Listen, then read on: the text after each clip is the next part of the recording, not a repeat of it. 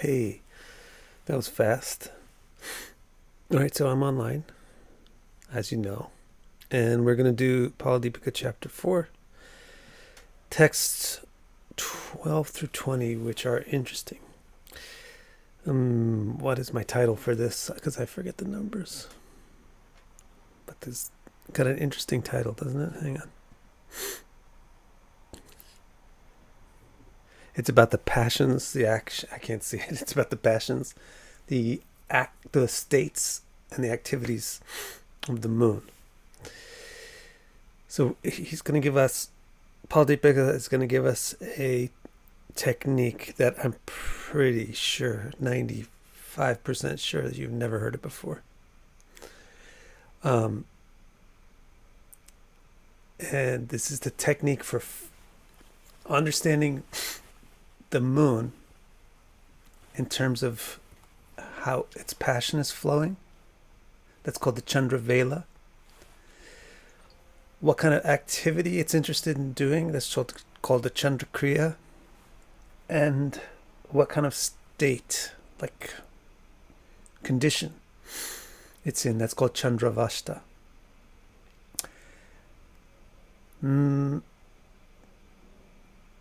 And it's a Nakshatra technique. So it's an interesting sidereal Nakshatra technique. And I know this is new ground. I never saw this before. So the exact details of what I present today might get refined the more we use the technique and actually see what it is. But this is this is my best hack at a first attempt to understand what he's saying. So what it seems like is going on is people are used to dividing nakshatras into 4 parts and thinking that's really super important. And as I have said, the Vedanga Jyotish talks about many different ways of dividing nakshatras, not 4. But this 4 nakshatra pad thing is a result of believing in a sidereal zodiac, where you have an exact correlation between navamshas and nakshatra fourths. What we're going to see today, instead of dividing a nakshatra into 4 or to thinking that the fourths of a nakshatra are important, it will essentially, this part I'm not really sure, I need to actually draw out the geometry, but it will essentially be divided into 60 parts or 100 parts or 300 parts. But the thing I'm not sure about is the number of parts. It may be 60, 300, or 100. Excuse me. Or it may be 60, 30, 12. 60, 36, 30, 60, 36, 12. Anyway, it's certainly not 4, and it's certainly interesting. So what the technique is about is seeing the nakshatra that the moon is in. It does not matter what nakshatra it is. It could be Mula, it could be Revati, it could be Ashwini, it could be Bharani. It does not matter. This doesn't matter. Just whatever nakshatra it's in, how far is the moon into that nakshatra? Depending on how far it is, it will have crossed that many divisions and be situated in a certain division for Chandra Kriya, for Chandra Vela, and for Chandra Vashta. 3 different types of divisions. And that tells you about the condition that the moon is in. All right, that's the overview. Now let's get into the details. This is the details. So we're going to cover 8 verses, and it was kind of a long thing to translate, but here you go. So the title for the section is Chandra Kriyadi, which means he's going to talk about the topic of Chandra Kriya, etc. So that etc. means Chandra Kriya, Chandra Avashta, and Chandra Vela. Why this is in the 4th chapter, honestly, I don't know. It does not have any obvious thing to do with Shadbala, which is the topic of the 4th chapter. So, but that is not too unusual in old books that are not really, don't have the benefit of word processors to really work on the editing. Or maybe it does raise an eyebrow, and this is something that was inserted later on. But regardless of the case, this is interesting. So the section is called Chandra Kriyadi. He's going to start to talk about Chandra Kriyas, the activities of the moon, etc. That means also the passions of the moon and the states of the moon. He says, Janmarksha Vigati Nitair Gyanangar Anayar Bhajet Labdhaish Chandra Kriyavashta Velakhyans Tampalam Kramat. So what this means is you divide the Vigati, something called a Vigati. You divide the Vigati of the birth, the Vigati of the birth nakshatra by 60, 300, and 100. To understand the moon's activity, state, and passion. So let's explain this. Divide the Vigati of the birth nakshatra by 60, 300, and 100 to understand the moon's activity, state, and passion.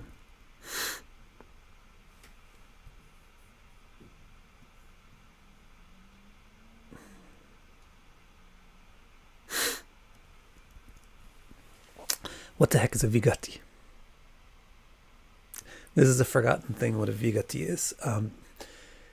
Because we have all adopted the hours, minutes, seconds version of measuring time, which is not native to India. Instead, the Indian system is based on prahars, muhurtas, ghatis. What's a smaller division than a ghati? I forget, or I don't know. But a Vigati is a minute of a gati. So Indian did have a concept of, similar to the rest of the world, of take a circle and divide it in 60 parts to make a subsection of it. So like anytime you have rupa or virupa, the virupa is 60th of the rupa. If you have a gati, a vigati, the vigati is the 60th of the gati. So as far as how long the things are, there are exactly 3,600 Vigatis in a day.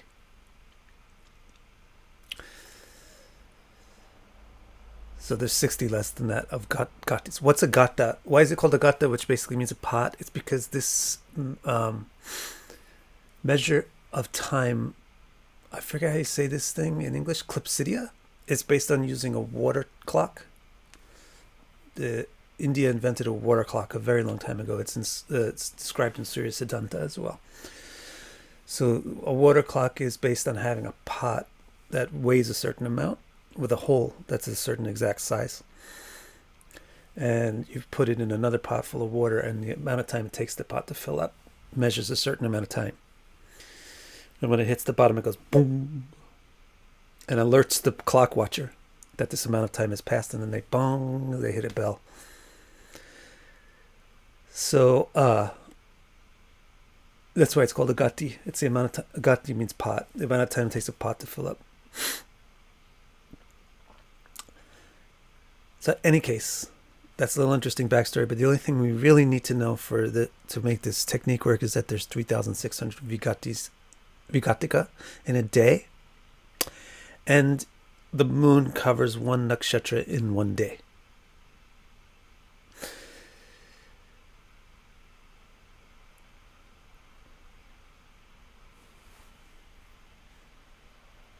Like, this is new material, so there may be some errors in this, but if I spot the errors, I'll correct them and come back and tell you about it. This part I know, but I'm thinking ahead. There are 3,600 Vigatikas in one day, and thus in one nakshatra. So in other words, you'll divide a nakshatra into time, and you'll express the full unit of time as one day, because it takes the moon that long to travel across the whole thing. And then you have, this should be right. And then you have, sorry, I'm getting messages on the screen. They're distracting. So you divide it into time, and then you're going to see how long the moon is spent in it. Okay, so there's 3,600 divisions of a nakshatra now. Each one's called a Vigatika. And now we're going to divide 3,600 by 60, 300, and 100. 60 will tell us the activities, or the Kriyas. So there's not, those 3,600 nakshatra divisions are divided by 60 to give you 60 divisions of a nakshatra, each one having a different kriya to it. You divide those 3,600 by 300 and you get 12 divisions, and that gives you a different state, or avashta. And then finally you divide the 3,600 by 100 to get 36 velas, which means a passion.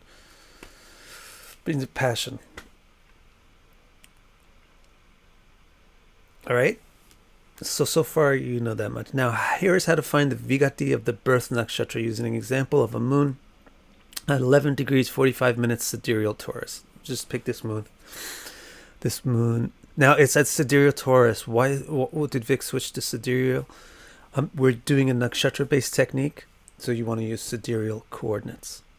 It'll make your. Should it really be expressed as 11 degrees 45 minutes sidereal Taurus? Not really. That's confusing.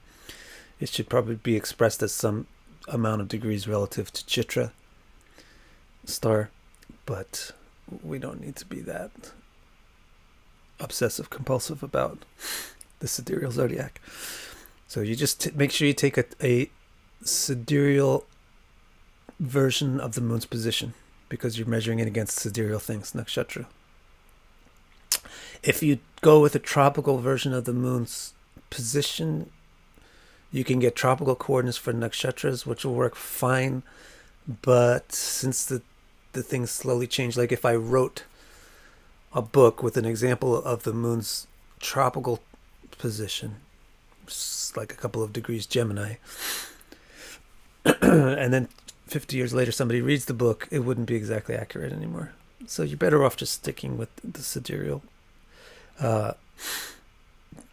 coordinates when you're dealing with nakshatra things.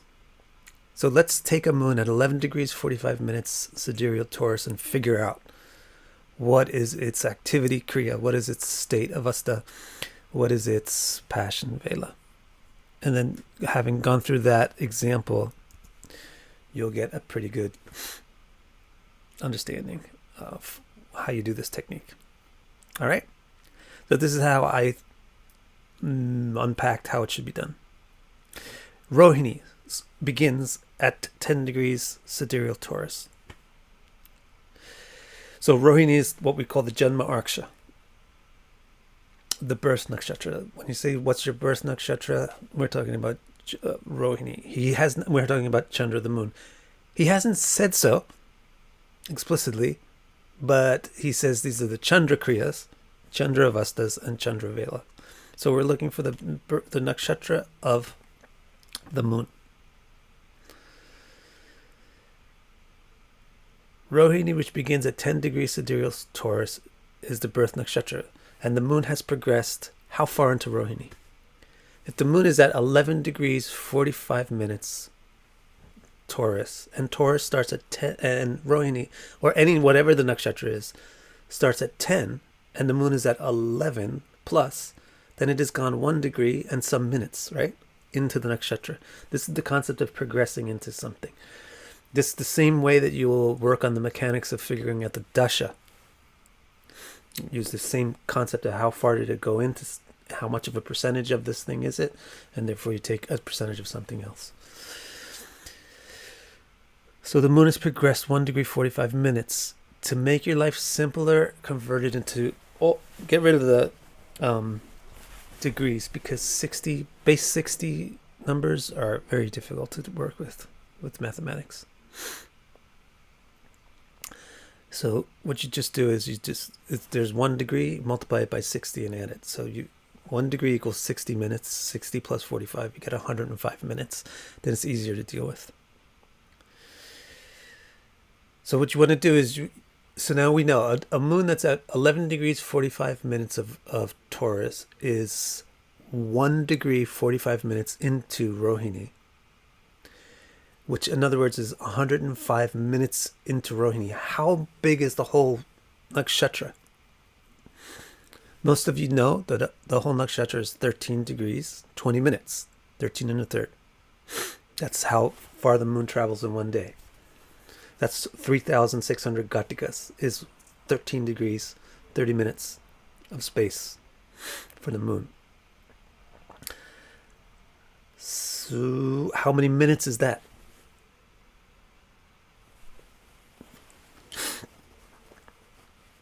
That's interesting, though. It's actually kind of simpler. 1 degree, about 1 degree. To get a very basic, simple approximation, the moon is about 1 degree into the nakshatra. A nakshatra is about 13 degrees, so the moon is about 13% through the nakshatra. 1/13. But to make it so that it wouldn't just be easy for this particular example, but for everything, if your chart is different, which the easiest thing to do is convert it to minutes. A nakshatra's length is interesting. 13 degrees, 20 minutes. You take 13 and multiply it by 60 and you get 100, 720? 780. And then you add the 20 minutes, you get 800. It's interesting that the nakshatra is exactly 800 minutes long. Minutes of arc, not minutes of time. See, Vigati is 3,600 minutes of time. It will take the moon that long to move that far.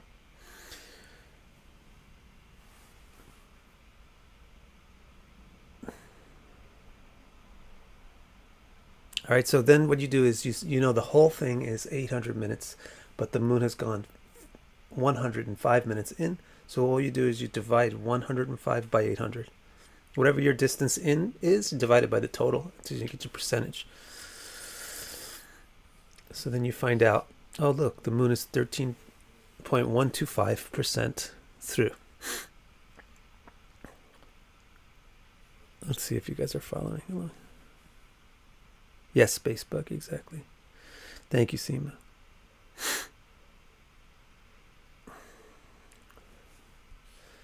Very good, Spacebug. Hi, Bardo. Okay. A Vigatika is a unit of time. 3,600 in one day is kind of redundant. The moon travels through a nakshatra in one day. So take 13% of 3,600 to find out that the moon has been in its nakshatra for 472.5 Vigatikas. This is the important part. If a moon is 1 degree and 45 minutes, is it?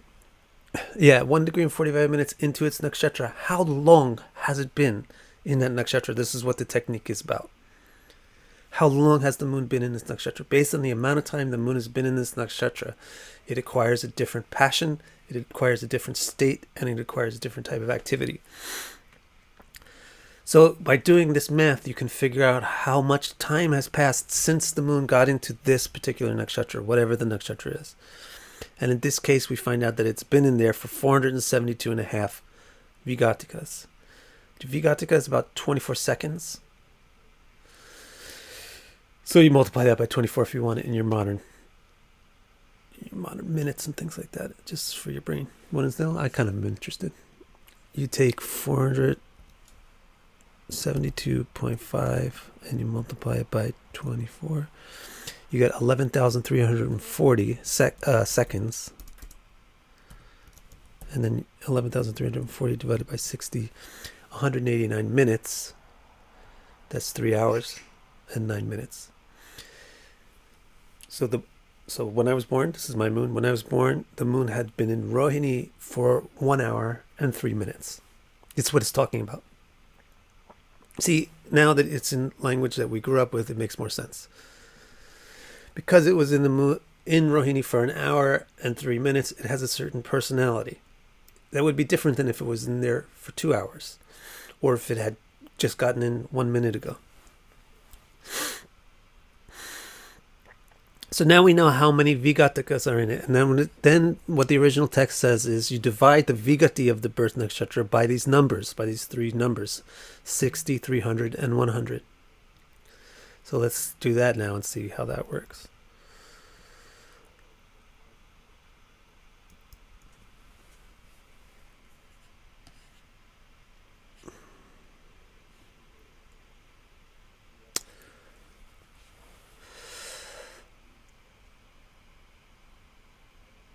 Dividing this by 600, 300, and 100 will give you numbers that describe the moon's activity, state, and passion. In this example, okay, 472.5 divided by 60 equals 8. It doesn't actually equal 8, does it? It equals 7.8 something. But you want to find out what division the moon is in. So if it's, so this is when it's questionable. Is it 7 or is it 8? I think you're going to round it up, because this first one is going to be number 1, not number 0. So then the second one, if you divide 472 by 300, it would be 1.5 something. So in other words, it's in number 2. It's in division 2. If you get 472 and divided by 100, then it's 4.72, right? Which is 5. So the moon's activity, the moon's Kriya, is the 8th Kriya. I don't know what that means yet, but I got the number. And the number is going to be the key. The key, you can look it up now. And so what activity is activity 8? The moon's avasta is 2. It's the second avasta. It's the eighth activity, the second state or avasta, and it's the 5th vela. It's the 5th passion. Now Mantreshwar is going to give you a list of what they are. That was not too difficult, was it?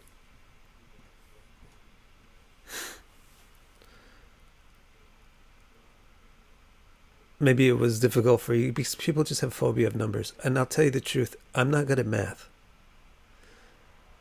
Because I'm not good. You might notice I constantly say the wrong names for things. I have a problem with dysnomia or something. Right, I mix up names of things. It's kind of stressful when you're talking to somebody and you call them by the wrong name, and then they feel sad that you don't know their name. So I'm really not good at math. The only thing is, with math, just don't be scared of the numbers. Just be patient with them, and go slow, and they make sense. It's just another language you need to learn, numbers. And you do need to know this if you really want to understand how astronomy and astrology.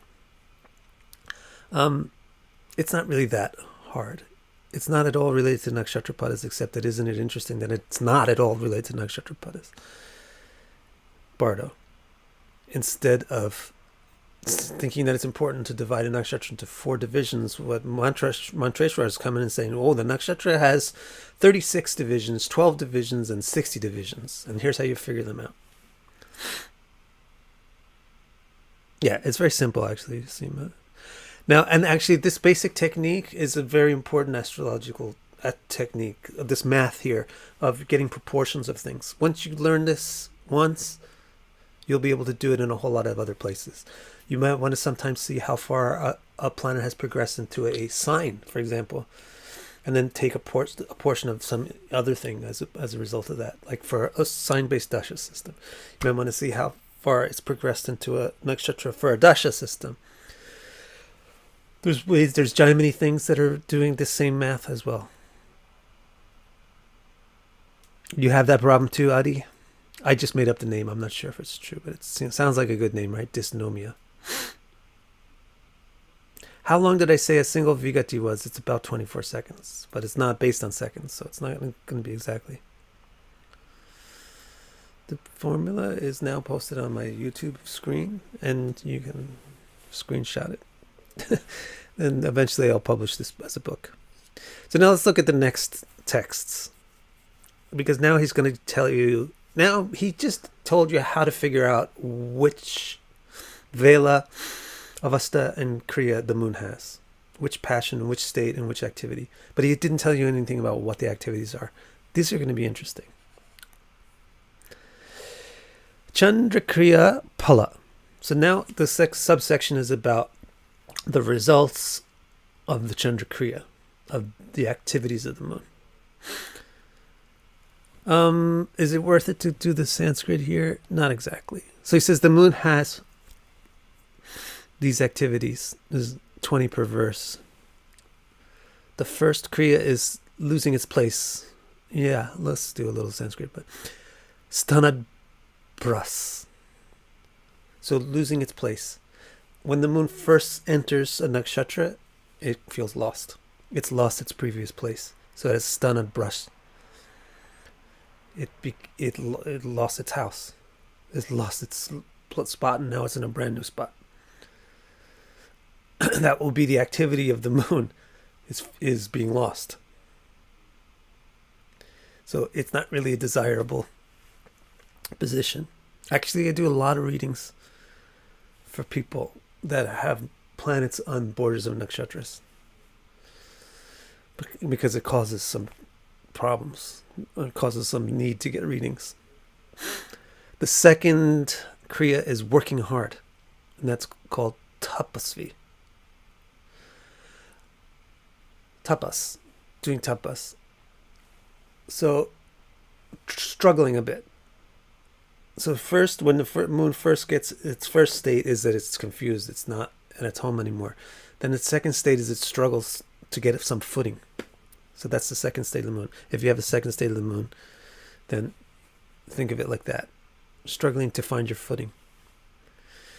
Then the third one is parayuvati rato. That basically means jealousy.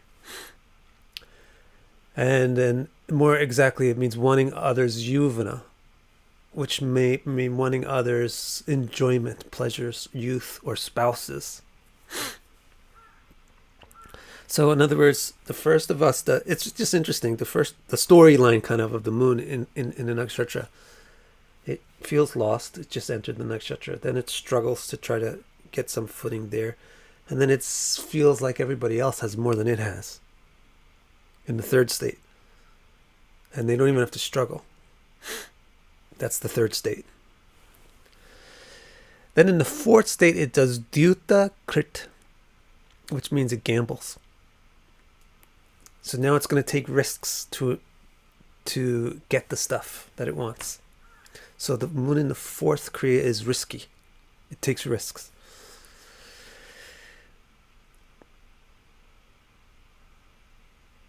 The anglicized Sanskrit is on the screen. Then it has Hasti Mukyaruta. So then in the fifth state, it starts to get good. So 1, 2, 3, and 4 were not really the greatest states. When the moon first gets into a nakshatra, it's kind of like, what is this, man? I have to work to figure out what this place is. I wish I didn't have to work. I wish I had all the fruits already. All right, let's just go for it. There's the fourth state. And the fifth state, it finally gets on an elephant, which means it gets going. Right? Now it's got a vehicle. So in the fifth state, or kriya, the fifth kriya of the moon will be that it feels like it can do stuff. The moon is starting to get a feeling of, I could do it. And that will be the nature of your moon if you have the fifth kriya. Like, I can do it, I want to do it, I want to do things. The sixth state is Singhasanastha. You achieve some great stuff. It's to sit on a throne, literally. So as a result of mounting the elephant, you get to the throne, you sit on it. And then the seventh state is Nanapati. Now you become the king. After you got on the elephant, you rode to the palace, you sit on the throne, now you're the king in the seventh state.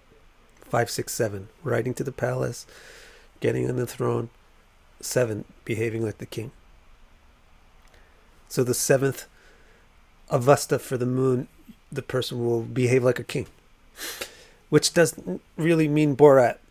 You know, like Borat in the hotel, king to palace, king to palace. You do this, you do that. Come here, go there. Actually, Narapati means governing people or protecting people. It does also mean taking taxes and stuff, and having a lot of power and enjoyment, but it is a bit of responsibility involved with kingship. So that's the seventh state. The eighth state, the war starts.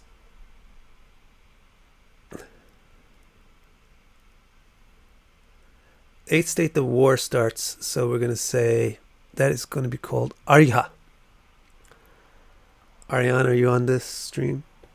This is Ariha. Is she not here? I didn't see her. Oh, there she is. Samurai Mama.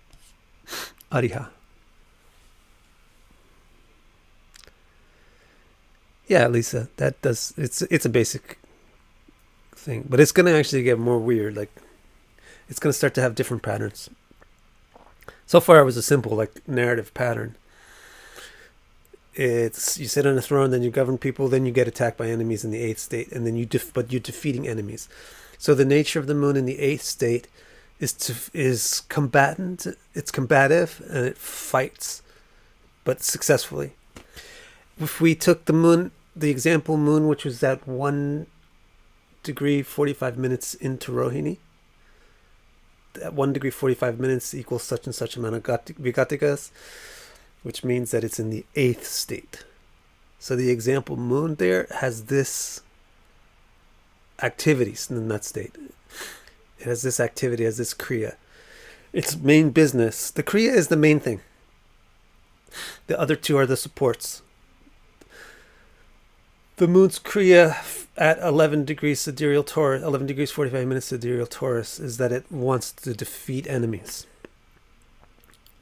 So it will be like fight. It will be a fighter type. Then the 9th state is Dandaneta. Dandaneta. Dandaneta. So Dandaneta means smacking people. Literally hitting people with sticks. So this is the 9th state is a little bit more vigorous than the 8th state. In the 8th, I gotta keep saying states.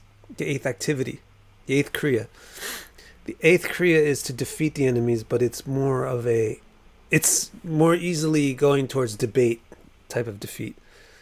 Where in the 9th, it's punishment, hitting them.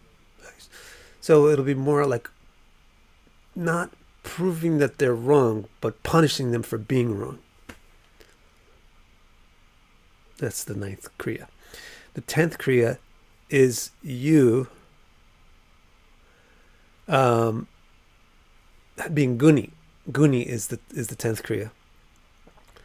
If you're punishing people, you better not be punishable, because people are going to be pissed at you when you punish people. Even if you just defeat people, people are going to get pissed at you. Even if you just govern people, people will get upset with you. So everybody wants to rush up and sit on the throne, but as soon as you sit on the throne, people will start to scrutinize you. Why? Because they all have the 3rd state, which is jealousy. They want that throne too.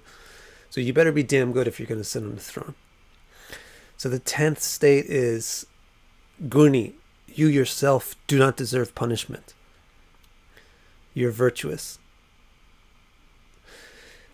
So that's how the first 10 states go. First, the moon loses its place. This activity is nothing really. It just feels like it's lost. It doesn't know what to do. Then, 2, the moon feels like it has a lot of work to do. It's a huge mountain to climb. So it feels like stressed or overworked in this second activity. It's like a lot of hard work. 3rd is jealousy, wishing this wasn't the case, wishing it had the results already. 4th is gambling, trying to get ahead, like trying to cut the line or something. The 5th is you mount an elephant and you make your progress properly now. The 6th is you achieve the progress results. You sit on the throne. 7th is you start to function in the high position. You're the king. 8th, you defeat enemies. 9th, you punish enemies. 10, you're virtuous. Now, the next group, this is basically like a way up, right? The first 10 Kriyas are kind of improving, and then they start to decrease. So it's not like a constant thing with the 3, like the 3 dekans. It's just simple, 1, 2, 3, they get better. It's going to be more complicated. It goes up and down and up and down. So from 11 for the next, and then it seems to be like the next 5 go down, the next 5 go up, the next 5 go down, the next 5 go up. So 11 is called Nishprana, which means losing its breath. So the moon in the 11th Kriya has done too much activity. Then it's out of breath. If you have the moon in the 11th Kriya, you'll tend to be exhausted by overworking. And also, by doing that over of the previous 10, especially the more recent previous 10. So like over self-improvement or over self-criticism and over punishing attitude, over negative activity will make you nishprana, exhausted. Then after nishprana, it's chinamurdha. This should be actually not hyphenated.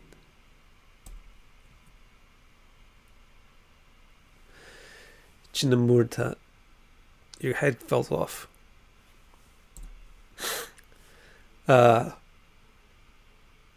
Which is funny. So this now is like, the chicken without a head, or the English phrase losing its head. Oh my gosh, you're losing your head. That's the 12th Kriya of the moon. It will start to act ridiculously. It will perform ridiculous or irrational actions. So be careful for 12th Kriyas. Then the third one is Kshata Karacharana. You're going to get injury or Kshata to the Kara, the hands, and the Charana, the feet. So I think Chata also means you're going to get bound. You get handcuffs and foot shackles. Handcuffs and shackles. Which is maybe hot, right, JS? But this isn't hot, really. I don't know, maybe it is. It could be injury to the hands and feet, or you can be shackling the hands and feet. Either way, you get the same concept. The moon here that's in the 13th Kriya, it's feeling really, really restricted. Really, really restricted.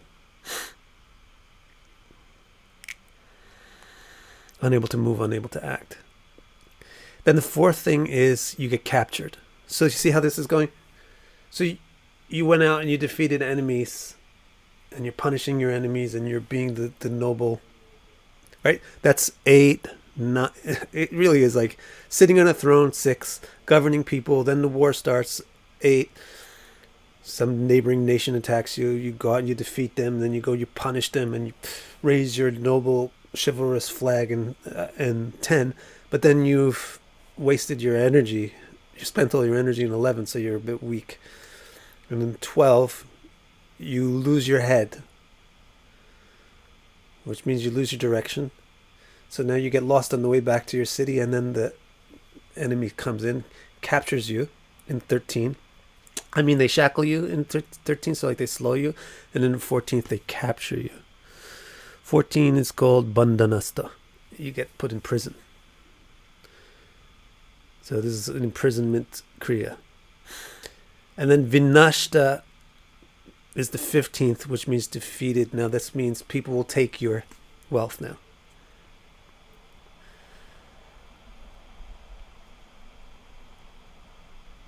People take your wealth.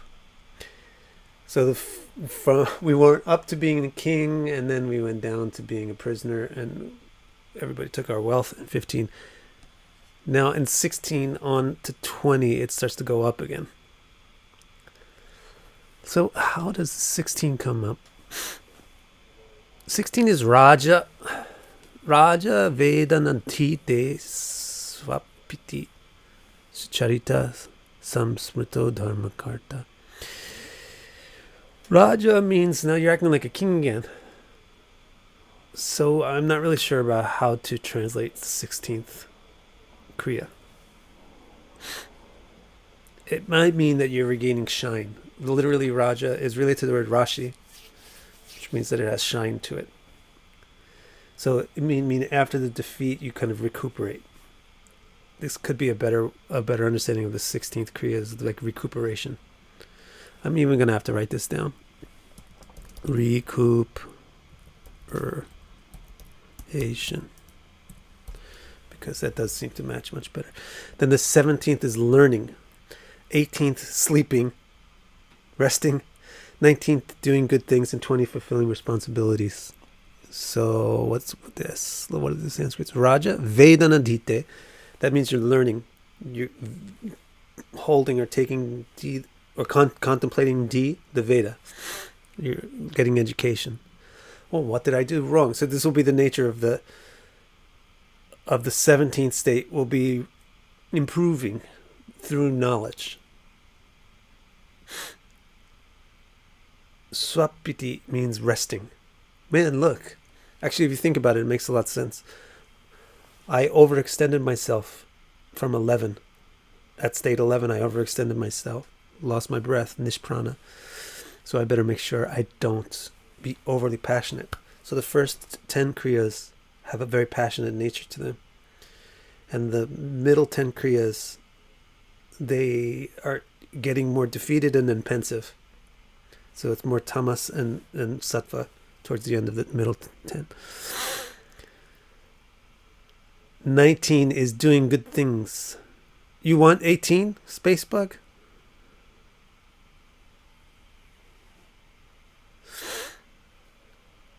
It's totally different, Bardo. These are divisions. Bardo says in the Nakshatra Ingress series you did other stages.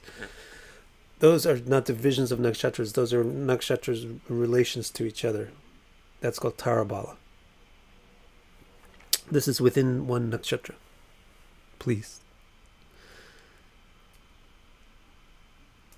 Spacebug wants to be sleeping. Yes, JS, that's what the math was. How you calculate Kriya. You want a quick reminder? There's 3,600 spaces inside one nakshatra. You figure out how far the moon is into it, and then you get a percentage of how many spaces it's covered. You figure out how many spaces the moon is covered. And then you divide that by 60, and you get a number which represents the Kriya of the moon. For more detail, you have to watch the replay. Sorry.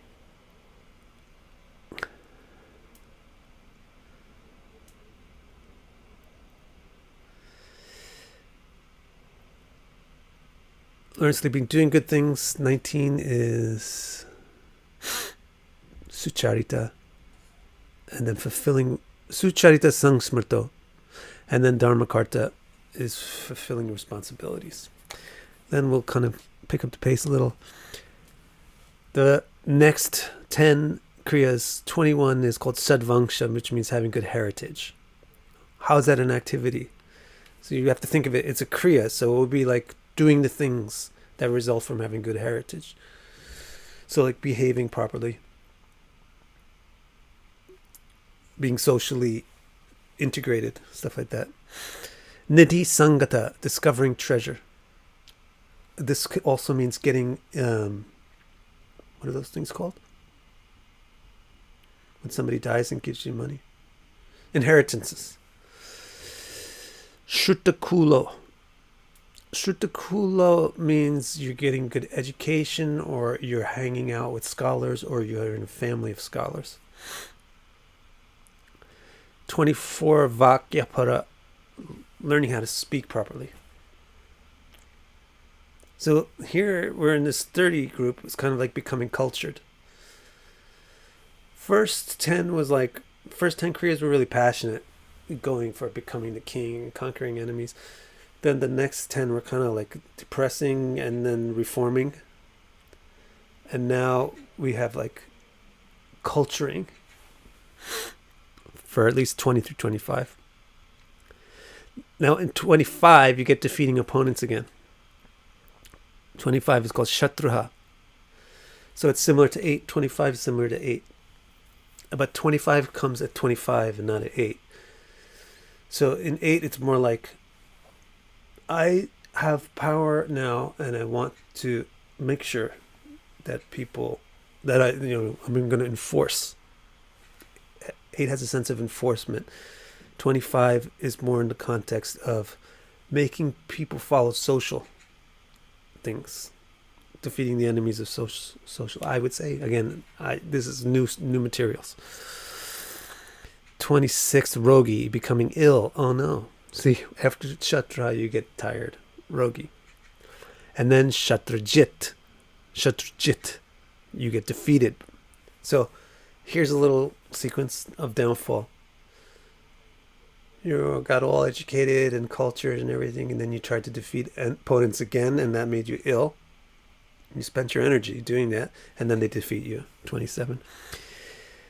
Then 28, you exile. 28 is Svadesha Chalito.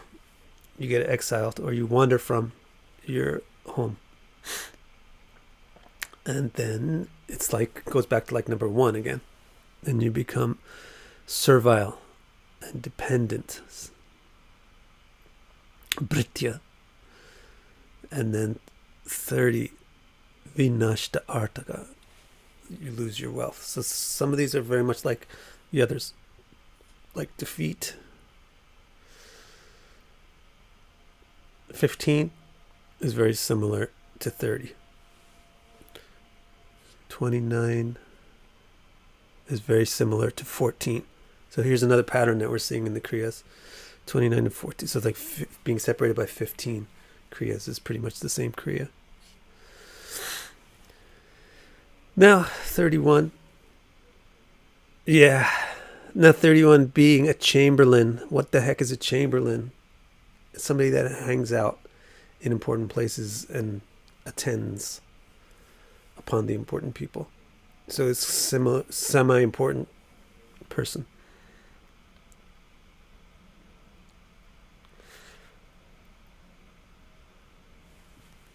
Kate says, in my version of Phaladipika, number 15 reads one who is spoilt. 15 is Vinashta, right? Vinashta, it means one who's been broken or destroyed. Spoiled is not the greatest translation. So 31 is being a chamberlain, 32 being an advisor, mantri, 33 is being a landlord. Now these become timid actually. Between 30 and 40 you get timidity. So then 34 is married and entering marriage life and going into the home, and it's not kings and adventures and going out and conquering anymore. It's domestic. So this whole group here from 31 over to 40, it's very domestic-y.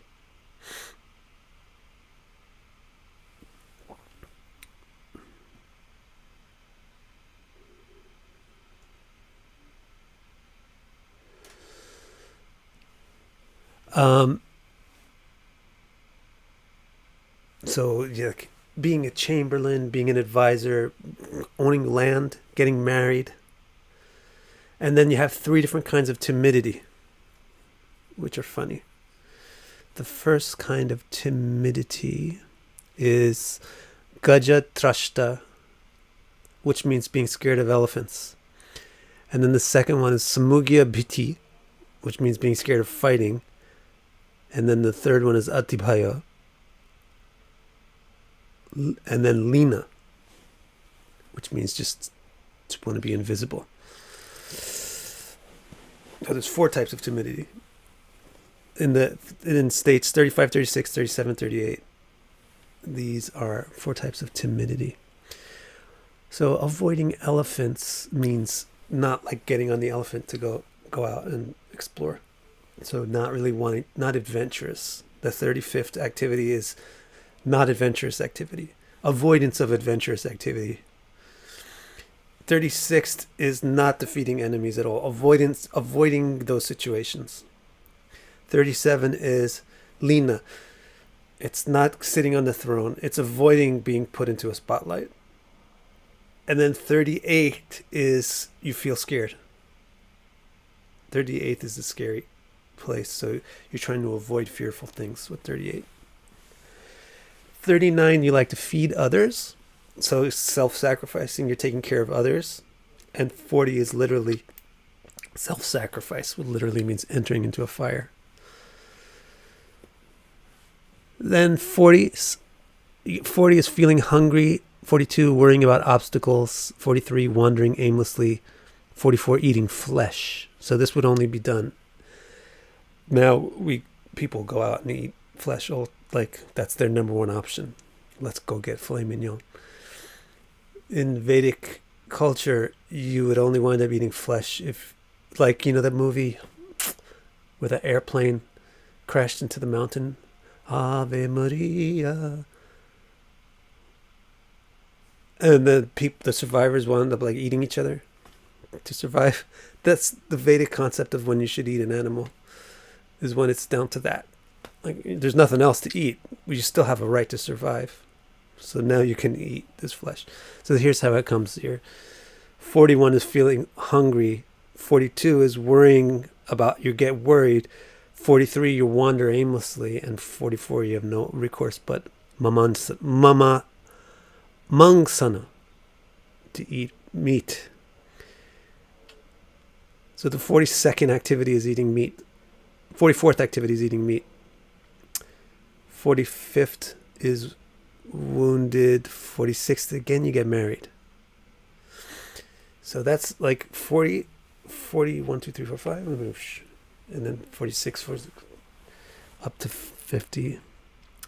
Getting married. 47, playing with a ball. 48, enjoying dice. And 49 is surmounting people. What's the Sanskrit for surmounting people? Nripa. So it's kind of like, because it's in the context there of sporting, I put it this way. It's Nripa, you could just say kingship. But it's like, here you're back in a home. Like, you got wounded and then some fairy princess came and took care of you in 46. And then now she's playing, and now you're having a happy life in 47. You're playing games. 48, you're getting more serious about the games and you're playing dice. And 49 is like you mastering the games. That's what it really means. But in 50, it's Duke. You get sad. This is what happens when you put all your effort into games. You'll end up sad because the games don't give you anything real. And 51 is lying in bed. I think Space Bug has to determine whether he or she wants the 8th or the 51st Kriya. 52, served by enemies. This is nice. Served by enemies. Well, it could be tricky, right? Ripu sevitas. Generally, it implies something positive, where your enemies cease to become your enemies. But it would be tricky. I would be interesting to know some people with the 52nd Kriya and see how their life is. But it might mean you have enemies amongst, like spies. Being with friends is 53. Being a yogi, 54. And being with the spouse is 55. So being a yogi seems to be out of context here. Lying in bed, served by enemies, being with friends, being with the spouse. So in this case, yoga probably means getting married again. But again, I would like to see some 54th Kriya people. Maybe all the yogis, maybe 7 out of 10 yogis have the 54th Kriya. Then okay, it definitely means being a yogi. But the way I'm making sense of it, you would probably want to. This is marriage. And then this one is funny. 56, eating dessert. Being with spouse and then eating dessert. Paryanvito. This is a yogi doesn't seem to come in here. Shayasto, laying in the bed. Ripu sevitas. There might be another sexier meaning of Ripu sevitas that I'm not really able to figure out right now. Being served by enemies. Sasurit, being with friends. Yogi means union. Bharyanvito means being with the spouse. And then Mishtahi, eating sweets. That's Mishtahi. I like that one. 56. This is one of the best reasons to go to India. Just eat all the sweets from the Mishtiwalas. And then 57 is Paya Piban, drinking milk. 58, doing good deeds. Sukrit or something. Sukrita. Uh-oh. And then 59 being self-supporting. And 60 being enduringly happy. Okay, those are the 60 avastas. So I had the 8th avasta, which was defeating people, defeating enemies. Now let's see the moon states. These are the... Did I say avastas? Those are the kriyas. Kriya is main. Now the states, we'll go a little bit faster so we can finish today. First one, wanting to leave home. Second one, wanting to serve a king. Third one, wanting to sacrifice its life to protect others. Fourth, wanting to protect the world. Fifth, wanting to enjoy the merits conferred by its family. Then the sixth of us is feeling sickly. Seventh, desiring guidance. Eighth, being fearful. Ninth, being hungry. 10, finding a young spouse. 11, sexually aroused. And 12, eating sweets, enjoying desserts. Those are the 12 avastas. Mine was the second avasta. The example of the moon at 11 degrees 45 minutes sidereal Taurus, it gives the second avasta, if I did the math correct, which seems correct. So serve a king, wanting to serve a king. Let's see what that means. You have to read to the last verse to see his important advice. Now he gives Chandravela Pala. These are the passions of the moon. The first passion is headache. So this is going to be funny also. The passions will have things which you can easily recognize as passions, but also side effects of passion, which is like fatigue in the body. So the first one is headache. It's the primary side effect of passion is headache. Delight is number 2. Number 3 is effort. So this is called yagya, right? Yeah, yajnam, which means a passion to work, like a workaholic kind of passion is the third passion. Pleasure passion, simple passion, right? Ayek, netramaya, is the fifth passion. So again, the fifth passion is not really a passion, but it's an effective passion. So it may be that when you have these passions or velas, which are the bad effects of passion, the person will not really have a lucrative relationship with passions. Sixth passion is happiness, or sukhita. The seventh is sexuality, vanita vihara, sexuality.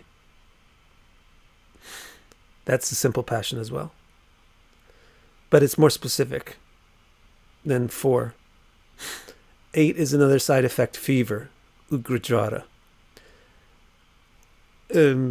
I just think it should be definitely as fever. Someone might say that it could be just hot temper.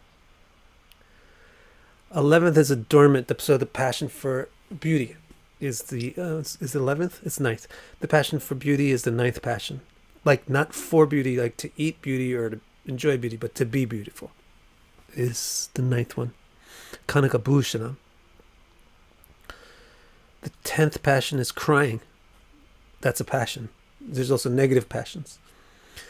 The 11th passion is joking.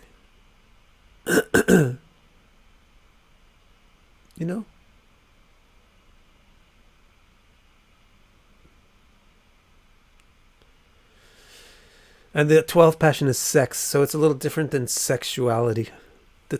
So I would think you get like 4 or maybe even 2, 7, and 12. Because 4 kind of goes with 6.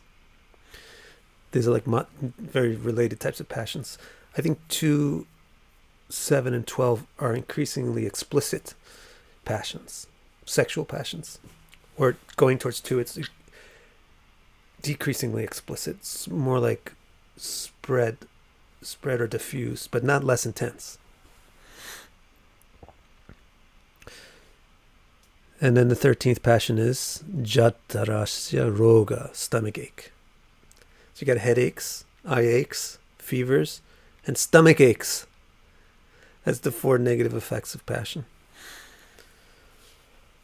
All right, which one was mine? Mine was the eye ache, the 5th passion. Krida Jale. Oh, there's more. Oh my God, there's a lot more. We have to go fast. Playing, laughing, relaxing, that's another kind of passion. Anger is another type of passion. Dancing. Eating fancy. Maybe that made sense to me while I wrote it. Eating fancy things is the 17th passion. Sleeping is another passion. That's maybe one of the side effects. Gifting. This is a passion to give people stuff. That's a nice passion. I wouldn't mind that one. Toothache. Unfortunately, I'm suffering this passion as well. Argument. Some people have a passion for argument. You may be surprised that I don't have that 21st passion. But I do have the 8th Kriya. And you're going to find out that the Kriyas are more important than the passions. Argument 22 is starting things. Some people have a passion. They're impatient kind of passion. And they get things moving right away. That's 22. Madness is 23. This is the passion which is irrational. Swimming is described here as a passion which is salila plavanam, liking to swim. What does that mean? It's the kind of person that loves to go to the beach, likes to hang out at the pool. It's like a passion for relaxing. Maybe they're also an Olympic swimmer. 25th, opposition, virodha. They have a passion, an angry passion. They have a passion to oppose people. Then the final 12, is it 12? The final batch, relaxing bath. This would also be a nice passion. Svocha snanam, to take one's own time in the bath, is a passion. Kshud is another passion, the passion to eat, or the negative effect of it is always feeling hungry. Bhaya is fear. That's also a passion. Shastra labham, wanting to get sacred information or wanting to get knowledge, is a passion. That's the 29th. And then svaira is wantonness. It's just like passion. And goshti is togetherness. It can also mean sex. Yodhana is fighting passion. Then you have passion for punya karma, passion for doing good deeds, and you also have passion for papachara, doing bad deeds. And then you also have passion for krura karma, doing cruel deeds. So what's the difference between a good deed, a bad deed, and a cruel deed? A good deed, someone benefits from it. That someone is not you. Someone benefits from a deed that you do, that deed is good. Bad deed, someone suffers. Bad deed, someone does not benefit. Nobody benefits except you, is a bad deed. Cruel deed, the deed's intention is that someone else will suffer. And 36 is, what is it? Praharsha. To delight. Praharsha will be a passion for making people happy. So it's a very interesting, rich picture of passions. There's some negative ones, there's some positive ones. They're all mixed together. Now he says, Jatake cha muhurte cha prashne chandra kriyadaya. Samyak palapradas tasmad visheshana vichintayat. This is the important verse that he puts at the end of the whole thing. This technique is useful for natal, electional, and hori charts. Consider all the states together before making the interpretation.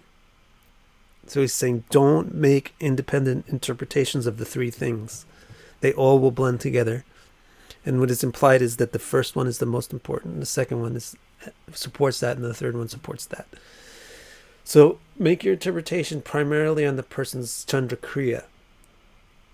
And then check the Avasta to understand the context of the Kriya.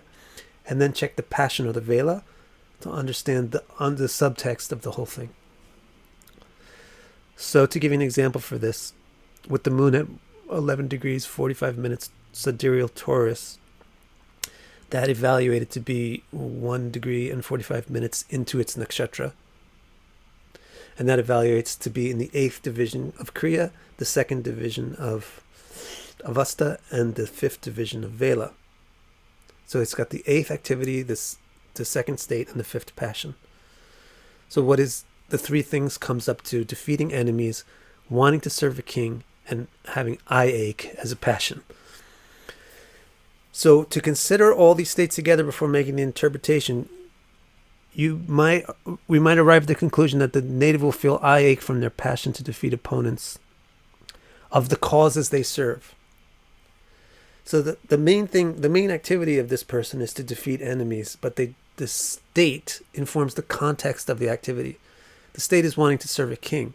So in other words, they want to defeat enemies of a king. So there's some kind of a principle or something that's valued, and they defend it. They defeat enemies of it.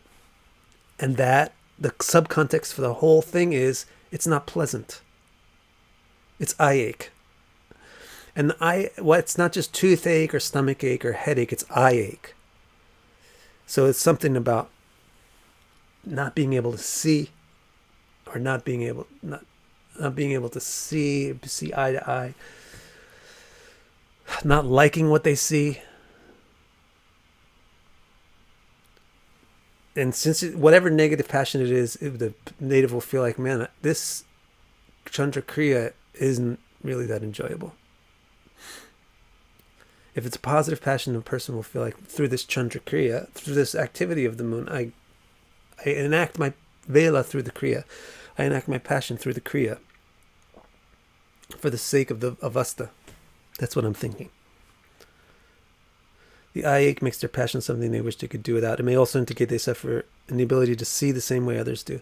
So eye ache as a passion might mean also you just feel like people are looking at a different world than you're looking at. Or eye ache means it hurts the eye, so they feel ugliness. This makes sense with passion. I like this. This might be the correct understanding. With toothache, it hurts the tooth. With headache, it hurts the head. So in some of these passions, instead of if passion is always to experience beauty, but in some of the passions, you experience ugliness instead. And those are the ones where it's described as headache, toothache, eye ache, etc. So visual ugliness disturbs the person. And actually, that's going to be my next video series, which I may start working on today. My next video series is going to be the simple beauty of astrology. And I'm just going to show with animation and diagrams how beautiful the Grand Cross of the equinoxes and solstices is, and how it bestows this incredible symmetry and balance, perfectly balanced symmetry to the zodiac. This is just so fascinating and simple and not ugly at all. And how, by contrast, the systems of astrology which have diverged or divorced from the basic original system are pretty ugly. So yeah, I'm a bit sensitive to ugliness. Alrighty. Seema is saying that she thinks her passion is 9 or 11. And Alf says 19. Let's see how these people have revealed themselves. 19, Alf, gifting. Oh. And 9 or 11. Joking or dormant. That's also nice. Very nice. Can you please give the words for sex and sexuality and explain the difference? Didn't I do that, Kate? I did that. There's so many words. One is goshti. Oh, explain the difference. Basically, there's two categories of Sanskrit words for describing sex. One will be some version of enjoying women. And that is not a male-centric. It's not male-centric because that's what sex is, even for the woman. So there's some version of that, like for example, Vanita Vihara. It literally means, Vihara means like to enjoy the Vanita, which means the wife or the woman. So there's all different kinds of ways of saying that. Yuvana Kriya, or something, Then the other category of Sanskrit word for sex is some kind of something that means union. So like goshti, coming together, yoga. Yoga, also one of the literal meanings is sex.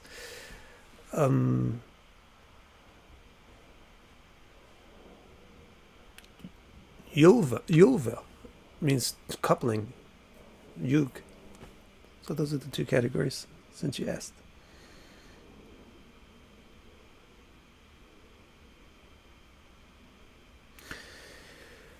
Yeah, I'm wondering, Space Bug,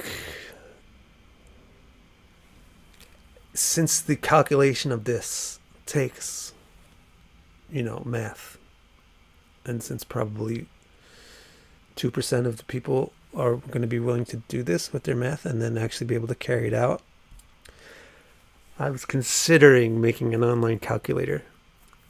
But the problem is practical is that astrology is my occupation, so it has to actually wind up being cost effective. So I don't know if there's some way to do that. Anything else over here?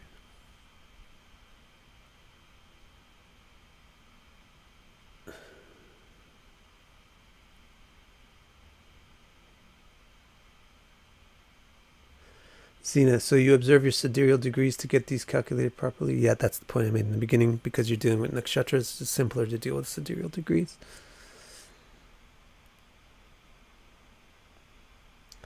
I want 31 pompous vibes. Okay.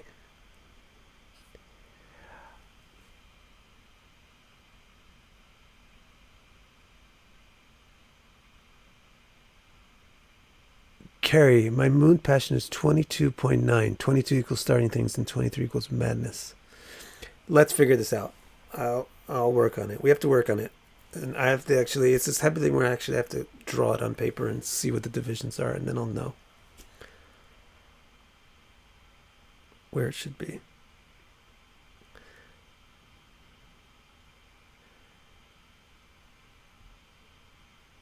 Yeah, I could do that. It's kind of a lot of work. All right, guys, I'll see you. Thank you for joining me.